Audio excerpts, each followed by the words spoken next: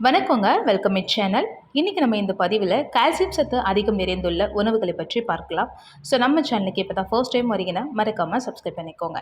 Calcium மனிதர்களுக்கு ஒரு அத்தியாவசிய ஊட்டச்சத்தாகும். இது நமது எலும்புகள் மற்றும் பற்களை பராமரிப்பதில் முக்கிய பங்கு வகிப்பது மட்டுமின்றி தசை செயல்பாட்டை அதிகரித்து ஒட்டுமொத்த ஆரோக்கியத்தை மேம்படுத்துகிறது. பல இந்திய உணவுகளில் கால்சியம் சத்து நிறைந்து காணப்படுகிறது. அது என்னென்ன அப்படின்றத பார்க்கலாம். ஃபர்ஸ்ட்டு பால் மற்றும் பால் பொருட்கள். இந்தியாவில் பால் மற்றும் பால் பொருட்கள் பல நூறு ஆண்டுகளாகவே பிரதான உணவாக உள்ளது. பால் கால்சியத்தின் சிறந்த மூலமாகும். 100 மில்லி பாலில் சுமார் 135 மில்லிகிராம் கால்சியம் சத்து உள்ளது. கூடுதலாக தயிர், பன்னீர், மோர் போன்ற பொருட்களும் கால்சியம் சத்தின் ஆதாரங்கள்.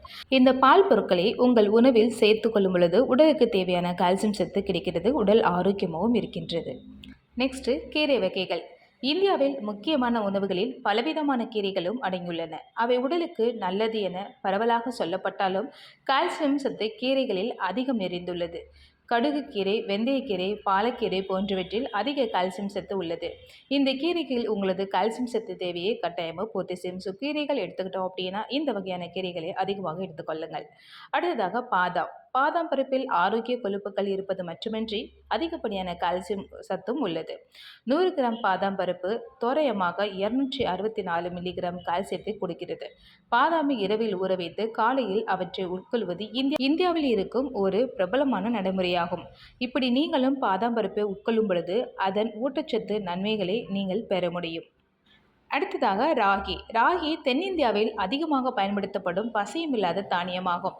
இதில் கால்சியம் மட்டுமின்றி அத்தியாவசிய ஊட்டச்சத்துக்களும் நிறைந்துள்ளதுங்க. ராகியை ரொட்டிகள், தோசைகள், கஞ்சிகள் மற்றும் இனிப்பு வகைகளாக தயாரித்து சாப்பிடலாம். அடுத்ததாக முழு தானியங்கள். முழு தானியங்களான ராஸ்கிரா, கினோவா மற்றும் சிகப்பு அரிசி ஆகியவை நார்ச்சத்துக்களுடன் குறிப்பிட்ட அளவு கால்சியத்தையும் கொண்டிருக்கின்றன. இவற்றை நீங்கள் உங்கள் உணவுகளில் சேர்த்துக்கொள்ளும் பொழுது கால்சியம் சத்துக்கள் நம்மளுக்கு அதிகமாகவே கிடைக்கின்றன. அடுத்ததாக மீன்கள். நீங்கள் அசைவம் உண்பவராக இருந்தால் மத்தி, காணாங்கெளுத்தி, சால்மன் போன்ற மீன்களை எடுத்துக்கொள்ளலாம். இவற்றில் கால்சியம் மற்றும் ஒமேகா 3 கொழுப்பு அமிலங்கள் நிறைந்துள்ளது. இவற்றை உங்கள் உணவில் சேர்த்துக்கொள்வது உங்கள் எலும்புகளின் ஆரோக்கியத்திற்கு நலன் கொடுக்கும். ஸோ கால்சியம் சத்து வேணும் அப்படின்னு நினச்சிங்க அப்படின்னா கண்டிப்பாக இந்த வகையான உணவுகளை தினமும் உங்கள் அன்றாட வாழ்க்கையில் சேர்த்துக்கோங்க. ஆரோக்கியமாக இருங்க, சந்தோஷமான வாழ்க்கையை வாழுங்கள். அடுத்த பதிவில் பார்க்கலாம். நன்றி.